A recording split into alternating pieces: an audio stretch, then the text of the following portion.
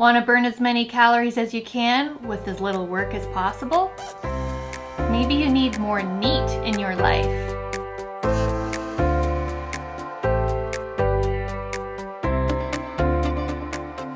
Hi there, Jennifer here. In today's video, we're going to talk about N.E.A.T, Non-Exercise Activity Thermogenesis.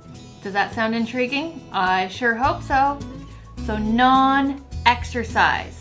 That sounds pretty good so far, right? So it's not exercise specific, but it's an activity and it's thermogenic, which means thermo means heat, genesis means production. It's not an exercise activity, yet it produces heat, therefore it burns calories. So your body uses LPL to convert fat to energy. What is LPL? That stands for lipoprotein lipase. Let's break that down. Lipo refers to anything fat. Think liposuction, which is literally sucking the fat out of your body. Second L stands for lipase, which is an enzyme that breaks down fat. Ase is an ending that is given to enzymes. So it is an enzyme that breaks down fat. Where can we get this magical ingredient? Well, our body already has it, but the bad news is that when we're sedentary, the levels of LPL begin to drop. That means we're not burning very many calories when we're sitting around. Okay, so when we are up, moving about, doing little activities like brushing our teeth, cleaning the house, that sort of thing, LPL levels are maintained, they're sustained, and that works in our favor. Anything that takes energy to do will add to your calorie burn. Things like fidgeting, standing while you work, pacing, cleaning, parking further in a parking lot, taking the stairs, walking to your mailbox, walking to work, biking to work, standing up hourly, daily steps, playing with your kids or your grandkids. Those are just some examples of everyday life things that you can do to increase your N.E.A.T. Let's think about this in terms of calories so you get some kind of idea. 1 pound of fat equals 3,500 calories. So to burn 1 pound of fat and you spread it over 7 days, think of 500 calories a day you need to drop from your norm. So if you did 200 extra calories just through N.E.A.T activity, it could be house cleaning, walking to the mailbox, parking a little further, walking to work, whatever that is. For example, walking 2 miles equals roughly 200 calories.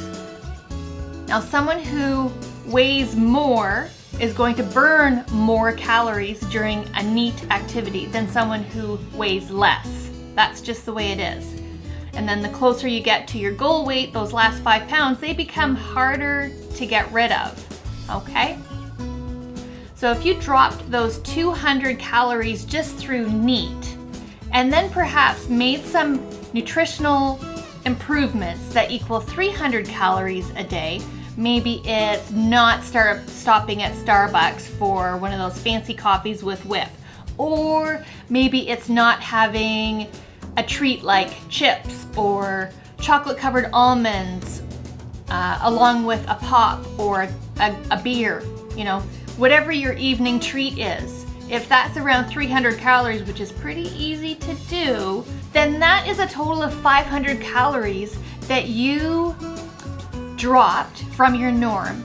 And if you did that every day for 7 days, that is your 3,500 calories, and that is 1 pound of fat. Awesome. Now, as you add more N.E.A.T into your day and into your week, over time, you might get a little bit hungrier. That's okay. You need to be in that little bit of a deficit. Be careful if fat loss is your goal that you don't start to eat more in the evening to make up for that activity. Otherwise, yes, you're enjoying a great walk and you're getting other great benefits, but if fat loss is your goal, then you're not going to be in a deficit to reach that. So just be mindful that you don't eat a little extra on those days you burn a little extra. Another benefit of adding more N.E.A.T into your day Making the very decision of parking further away from work, making that decision and following through sets it in your mind that you are doing something good for yourself physically, and that because you are following through on what your NEAT plan was or is, you are flexing your willpower muscle, which means it's going to get stronger, and that means you're going to be making more NEAT decisions throughout the rest of the day. So because you parked further away from work in the morning, you're probably also going to choose a little better at lunchtime if you have to buy something, and perhaps you're going to make a better decision about what you're going to do after dinner.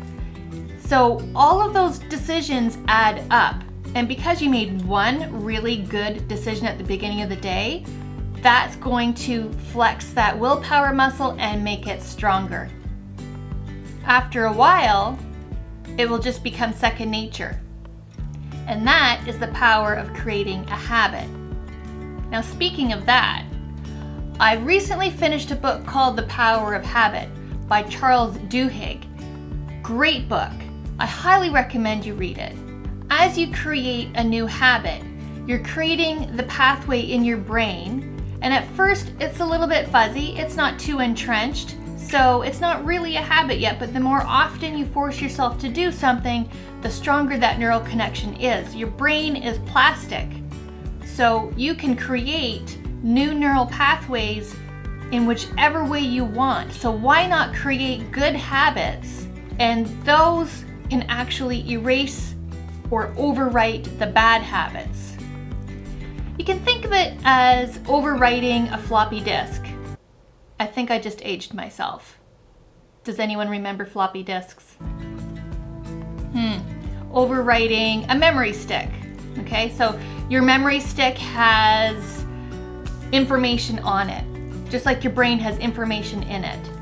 So when you overwrite that information with new information, new habits, then that is what's on the stick. That is what's in your brain. Think about NEAT and think about work, your work.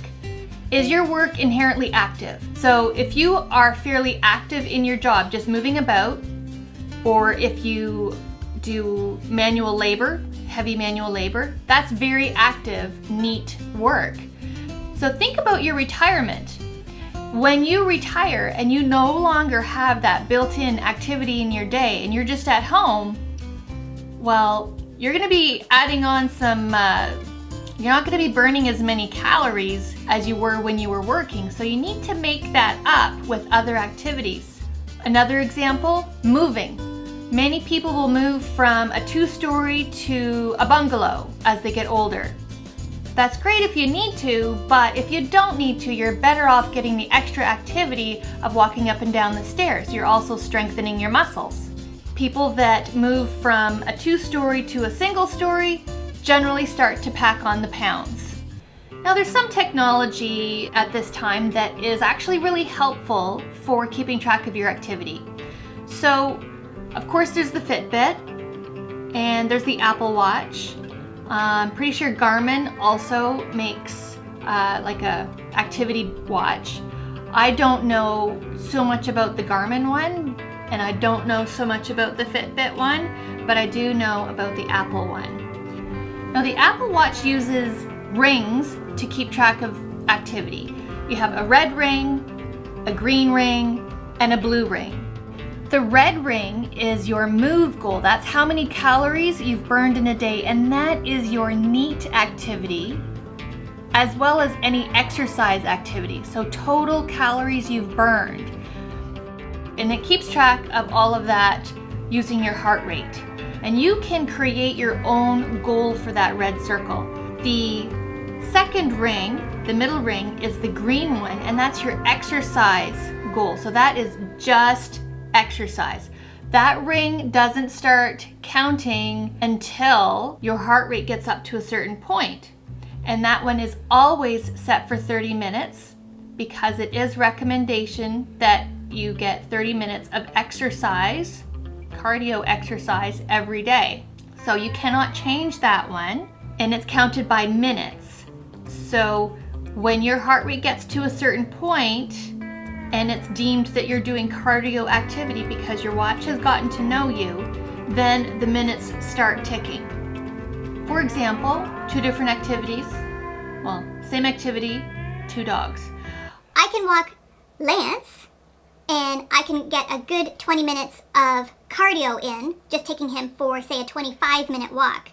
If I'm walking Ralphie, I don't get anything because it's not fast enough. I get some neat calories burned, but I don't get any exercise minutes towards my goal. The other ring is the blue one, and it's the stand ring. So every hour for 12 hours, not necessarily in a row, you need to get up and move around for an accumulated minute.